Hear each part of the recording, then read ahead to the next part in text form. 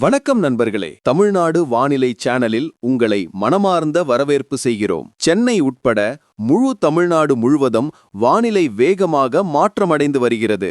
உங்கள் ஊர், உங்கள் நகரில் இன்று வானிலை எப்படி இருக்கும்? சரியான மற்றும் துல்லியமான வானிலை அப்டேட்ஸ் தெரிந்து கொள்ள இந்த வீடியோவுக்கு லைக் பண்ணுங்க. சேனலை இன்னும் சப்ஸ்கிரைப் பண்ணலை என்றால் உடனே சப்ஸ்கிரைப் பண்ணிடுங்க.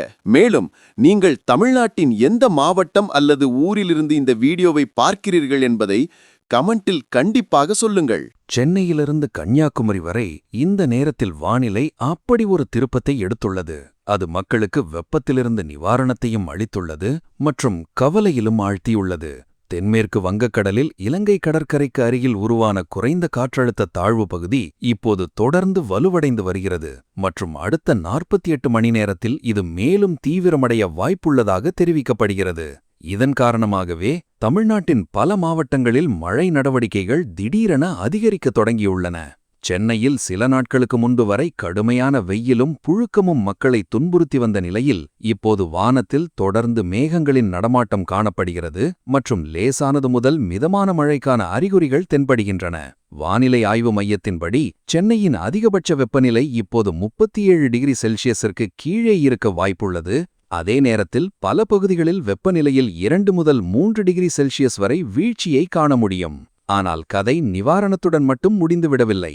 ஏனெனில் கடலுக்கு மேல் உருவாகி வரும் இந்த அமைப்பு இப்போது மெதுவாக ஒரு பெரிய மாற்றத்தின் அறிகுறியை கொடுத்து வருகிறது. வரும் மணி நேரங்களில் தமிழ்நாட்டின் பல பகுதிகளில் பலத்த மழையும் சூறாவளி காற்றும் மக்களின் சிரமங்களை அதிகரிக்க செய்யுமா? இதுதான் வானிலை ஆய்வாளர்களின் கவலையை அதிகரித்துள்ள கேள்வி. மேலும் நீங்கள் தமிழ்நாடு அல்லது அதை சுற்றியுள்ள பகுதிகளில் வசிக்கிறீர்கள் என்றால் இந்த அப்டேட் உங்களுக்கு மிகவும் அவசியமானதாகிறது. வானிலை ஆய்வு மையம் தெளிவான அறிகுறிகளை கொடுத்துள்ளது. தெற்கு கடற்கோள மாவட்டங்கள் மற்றும் டெல்டா பகுதிகளில் அடுத்த சில காலத்திற்கு விட்டுவிட்டு மழை தொடரக்கூடும். நீலகிரி, கோயம்புத்தூர், ஈரோடு, திருப்பூர், தஞ்சாவூர், திருவாரூர், நாகப்பட்டினம், புதுக்கோட்டை மற்றும் சிவகங்கை மாவட்டங்களில் இடி மின்னலுடன் கூடிய கனமழைக்கு வாய்ப்புள்ளதாக தெரிவிக்கப்பட்டுள்ளது. இந்த மாவட்டங்களில் வானிலை திடீரென வேகமாக மாறக்கூடும் மற்றும் பல இடங்களில் நீர்த்தேக்கம் போன்ற நிலையும் உருவாகலாம். சென்னையில் தற்போது பகுதியளவு மேகமூட்டத்துடன் இருக்கும் என்று கணிக்கப்பட்டுள்ளது. ஆனால் மாலை நேரத்திற்குள் பல பகுதிகளில் லேசான மழை மற்றும் பலத்த காற்றின் தாக்கம் அதிகரிக்கக்கூடும். நகரத்தின் அதிகபட்ச வெப்பநிலை சுமார் 34 முதல் 35 டிகிரி செல்சியஸை ஒட்டி இருக்க வாய்ப்புள்ளது. அதே நேரத்தில் குறைந்தபட்ச வெப்பநிலை சுமார் 26 டிகிரி செல்சியஸ் வரை இருக்கலாம். புழுக்கம் இன்னும் நீடிக்கும். ஆனால் தொடர்ந்து மேகங்கள் இருப்பதால் வெயிலின் தாக்கம் சற்று குறையக்கூடும். சற்று யோசித்துப் பாருங்கள். சில நாட்களுக்கு முன்பு வரை வெப்பக்காற்றுகள் மக்களை வாட்டி வதைத்துக் கொண்டிருந்த நிலையில் இப்போது அதே வானம் திடீரென கரு மேகங்களால் நிறைந்து காணப்படுகிறது. இது வெறும் சாதாரண மழையா அல்லது கடலில் உருவாகி வரும் அமைப்பு வருங்காலத்தில் இன்னும் அதிக வலிமை பெறப்போகிறதா? வானிலையின் இந்த மாறும் முகம்தான் இந்த நேரத்தில் மக்களை மிகவும் ஆச்சரியப்பட வைக்கிறது. வங்கக்கடலிலிருந்து தொடர்ந்து அதிகரித்து வரும் ஈரப்பதம் காரணமாக தமிழ்நாட்டின் உள் மற்றும் மேற்கு மாவட்டங்களிலும் மழையின் தீவிரம் அதிகரிக்கக்கூடும். மேற்கு தொடர்ச்சி மலை மற்றும் காரைக்கால் பகுதிகளில் மிதமான மழைக்கு வாய்ப்புள்ளதாக தெரிவிக்கப்பட்டுள்ளது. அதே நேரத்தில் மாநிலத்தின் மற்ற பகுதிகளில் லேசான மழை மற்றும் இடிமின்னலின் தாக்கத்தை காண முடியும். கடலின் சில பகுதிகளில் வானிலை மோசமடையக்கூடும் மற்றும் பலத்த காற்று கடல் நடவடிக்கைகளை பாதிக்கக்கூடும் என்பதால் வானிலை ஆய்வு மையம் மீனவர்களுக்கு சிறப்பு எச்சரிக்கையுடன் இருக்குமாறு அறிவுறுத்தியுள்ளது. நீங்கள் இதுவரை இந்த வானிலை அப்டேட்டை கவனமாக தந்து கேட்டுக்கொண்டிருந்தால் ஒரு முக்கியமான வேலையை செய்யுங்கள். வீடியோவை லைக் செய்யுங்கள் மற்றும் சேனலை கட்டாயம் சப்ஸ்கிரைப் செய்து கொள்ளுங்கள். ஏனெனில் வரும் மணி நேரங்களில் வானிலை தொடர்பான ஒவ்வொரு சிறிய மற்றும் பெரிய தகவலும் உங்களுக்கு மிகவும் முக்கியமானதாக அமையலாம். தமிழ்நாட்டில் கடந்த சில நாட்களாக பருவமழைக்கு முந்தைய நடவடிக்கைகள் தொடர்ந்து தீவிரமடைந்துள்ளன. பல மாவட்டங்களில் ஏற்கனவே லேசான மழை, பலத்த காற்று மற்றும் இடியுடன் கூடிய மழை பதிவாகியுள்ளது. இப்போது குறைந்த காற்றழுத்த தாழ்வு பகுதி மேலும் வலுவடைவதால் வானிலை ஆய்வு மையம் தொடர்ந்து கண்காணித்து வருகிறது. குறிப்பாக மாலை மற்றும் இரவு நேரங்களில் வானிலை அதிக சுறுசுறுப்பாக இருக்கலாம் என்ற அச்சம் உள்ளது. இதனால் போக்குவரத்து மற்றும் மின்சார விநியோகத்தில் பாதிப்பு ஏற்படக்கூடும் என்று அச்சம் உள்ளது. சென்னையின் பல பகுதிகளில் மக்கள் நீர் தேங்கிய சாலைகளையும் தாழ்ந்த பகுதிகளையும் தவிர்க்குமாறு அறிவுறுத்தப்பட்டுள்ளனர். வேலையிலிருந்து திரும்புபவர்கள் கூடுதல் எச்சரிக்கையுடன் இருக்குமாறு அறிவுறுத்தப்பட்டுள்ளனர். ஏனெனில் மாலை நேரத்தில் திடீரென மழை தீவிரமடையக்கூடும். பல பகுதிகளில் மேகங்கள் எவ்வளவு அடர்த்தியாக இருக்கலாம் என்றால் பகல் நேரத்தில் கூட லேசான இருள் உணரப்படலாம். இப்போது மிகப்பெரிய கேள்வி இதுதான். வங்கக்கடலில் உருவான இந்த அமைப்பு கனமழையுடன் மட்டும் நின்றுவிடுமா அல்லது வருங்காலத்தில் இன்னும் பெரிய உருவெடுக்குமா? தமிழ்நாட்டின் பல மாவட்டங்களில் வானிலை இன்னும் அபாயகரமாக மாறப்போகிறதா? இதற்கான பதில் அடுத்த அப்டேட்டில் கிடைக்கும். எனவே விழிப்புடன் இருங்கள், பாதுகாப்பாக இருங்கள் மற்றும் வானிலையின் எவ்வொரு அசைவையும் கவனித்துக் கொண்டே இருங்கள். ஏனெனில் அடுத்த மாற்றம் யாரையும் ஆச்சரியப்படுத்தலாம். சென்னையில் வானிலையின் போக்கு இப்போது மெதுவாக இன்னும் அபாயகரமான திருப்பத்தை நோக்கி நகர்வது போல் தெரிகிறது. பகலில் புழுக்கமும் பிசுபிசுப்பான வெப்பமும் மக்களை துன்புறுத்துகின்றன. ஆனால் மாலை நேரம் நெருங்க நெருங்க வானத்தில் கருமேகங்களின் அடுக்குகள் இன்னும் அடர்த்தியாகி வருகின்றன. தென்மேற்கு வங்கக்கடலில் உருவான குறைந்த காற்றழுத்த தாழ்வு பகுதி இப்போது இன்னும் வலுவடையக்கூடும் என்று வானிலை ஆய்வு மையம் கூறுகிறது. இதன் நேரடி தாக்கம் தமிழ்நாட்டின் பல மாவட்டங்களில் காணப்படும். சென்னை, காரைக்கால், நாகப்பட்டினம், திருவாரூர் மற்றும் தஞ்சாவூரில் அடுத்த சில மணி நேரங்களில் இடி மின்னலுடன் கூடிய லேசானது முதல் மிதமான மழை பெய்ய வாய்ப்பு தொடர்ந்து இருந்து வருகிறது. சென்னையின் அதிகபட்ச வெப்பநிலை சுமார் 37 டிகிரி செல்சியஸிற்கு கீழே இருக்க வாய்ப்புள்ளது. அதே நேரத்தில் குறைந்தபட்ச வெப்பநிலை சுமார் 26 டிகிரி செல்சியஸ் வரை இருக்கலாம். இதனிடையில் நீலகிரி, கோயம்புத்தூர், ஈரோடு மற்றும் திருப்பூர் மாவட்டங்களில் கனமழை அபாயம் வேகமாக அதிகரித்து வருவது போல் தெரிகிறது.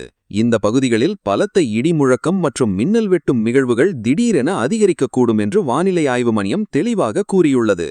ஆனால் மிகப்பெரிய கேள்வி இப்போது இதுதான்: இது வெறும் சாதாரண மழையா அல்லது தமிழ்நாட்டில் வானிலை ஏதோ ஒரு பெரிய மாற்றத்தின் அறிகுறியை கொடுக்கிறதா? ஏனெனில் வங்கக்கடலில் ஈரப்பதம் தொடர்ந்து அதிகரித்து வரும் விதம் வானிலை ஆய்வாளர்களின் கவலையையும் அதிகரித்துள்ளது.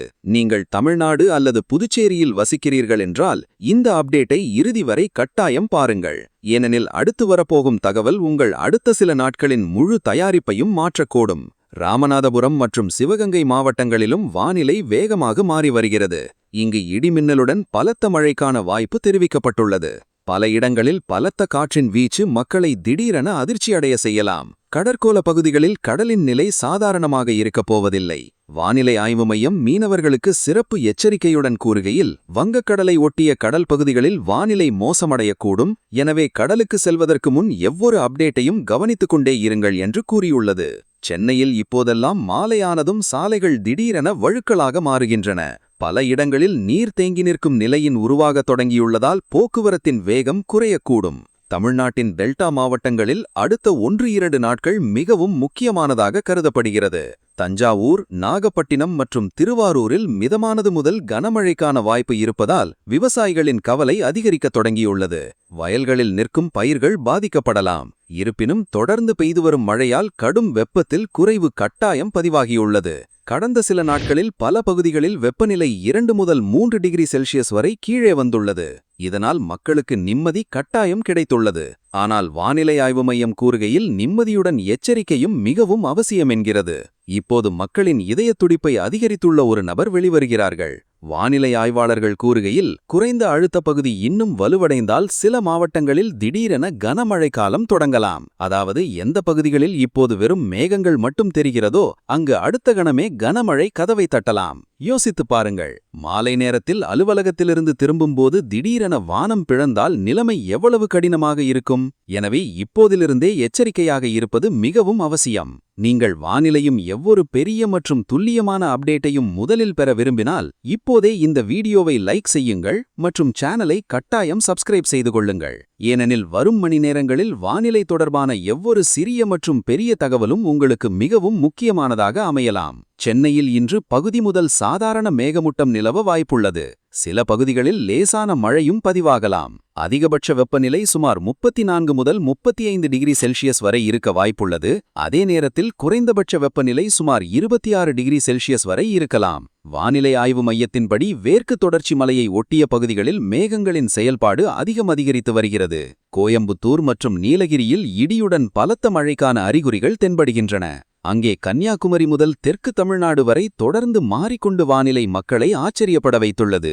பகலில் கடும் வெயில் மற்றும் புழுக்கத்திற்கு பிறகு திடீரென மழைக்காலம் தொடங்குகிறது. பல இடங்களில் மின்னல் வெட்டுதல் மற்றும் பலத்த இடி சத்தம் போன்ற நிகழ்வுகளும் வெளிவருகின்றன. வானிலை ஆய்வாளர்கள் கூறுகையில், இது பருவமழைக்கு முந்தைய நடவடிக்கைகளின் தாக்கம். இது இப்போது வேகம் பிடிக்கிறது என்று தோன்றுகிறது. வரும் சில நாட்களில் தமிழ்நாட்டின் இன்னும் அதிகமான பகுதிகளில் மழை நடவடிக்கைகள் அதிகரிக்கக்கூடும். ஆனால் கதை இத்துடன் முடிந்துவிடவில்லை. ஏனெனில் வங்கக்கடலுக்கு மேல் உருவாகி வரும் சலசலப்பு வருங்காலத்தில் இன்னும் பெரிய வானிலை மாற்றத்தை நோக்கி சுட்டிக்காட்டுகிறது. தமிழ்நாட்டில் அடுத்த சில நாட்களுக்கு தொடர்ந்து மழை நீடிக்குமா? சென்னையில் மீண்டும் வெள்ளம் போன்ற நிலை உருவாகுமா? மற்றும் கடற்கோள மாவட்டங்களில் பலத்த காற்று மக்களின் இன்னல்களை அதிகரிக்குமா? இந்த அனைத்து கேள்விகளுக்கான பதில்களும் இப்போது வானிலையின் அடுத்த மாறும் படிகளில் மறைந்துள்ளன.